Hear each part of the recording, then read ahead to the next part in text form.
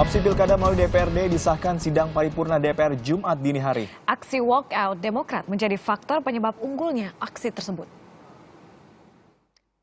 Jumat dini hari, rapat paripurna Dewan Perwakilan Rakyat memutuskan pelaksanaan pemilihan kepala daerah dilakukan oleh DPRD.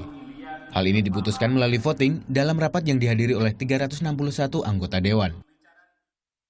Opsi pilkada melalui DPRD didukung oleh 226 anggota Dewan dari Partai Golkar, Partai Keadilan Sejahtera, Partai Amanat Nasional, Partai Persatuan Pembangunan, dan Partai Gerindra. Sementara opsi pilkada langsung hanya didukung oleh 135 anggota Dewan, yaitu fraksi PDI Perjuangan, fraksi Partai Golkar, fraksi Partai Kebangkitan Bangsa, fraksi Partai Hanura, dan fraksi Partai Demokrat. Di atas kertas, opsi pilkada langsung seharusnya unggul karena ada fraksi Demokrat. Namun di tengah sidang, 142 anggota fraksi Demokrat memutuskan walkout, meninggalkan 6 orang anggotanya di dalam ruang sidang. Kehilangan 142 suara membuat opsi pilkada langsung kalah telak. Fraksi Demokrat walkout karena usulan opsi ketiga ditolak. Opsi yang diajukan Demokrat adalah pilkada langsung dengan 10 syarat perbaikan. Aksi walkout Demokrat menimbulkan banyak pertanyaan. Baru pekan lalu, Partai Demokrat menyatakan mendukung pilkada langsung. Hal ini senada dengan pernyataan Ketua Umum Partai Susilo Bambang Yudhoyono.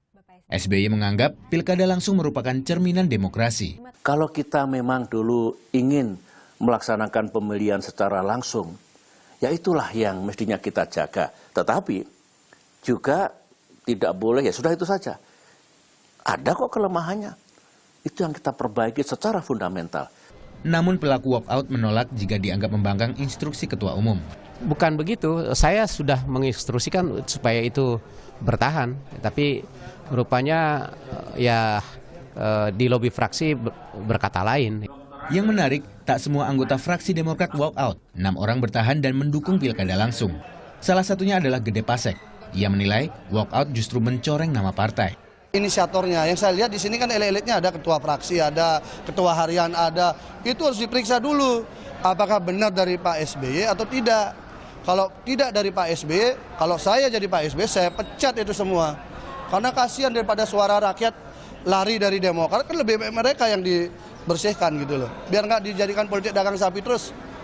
Sementara itu, Presiden sekaligus Ketua Umum Partai Demokrat, Susilo Bambang Yudhoyono, kecewa terhadap hasil sidang paripurna DPR yang memenangkan pilkada melalui DPRD.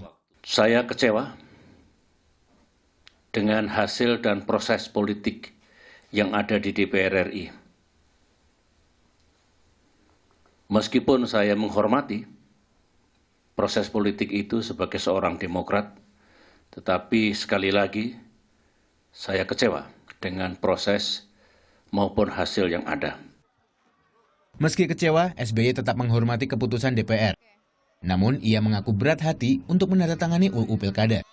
SBY merasa selama ini ia dan partainya telah berjuang untuk melanjutkan pilkada langsung dengan syarat perbaikan. Namun, usulan itu tak diakomodir oleh opsi voting. Tim Liputan melaporkan untuk NET.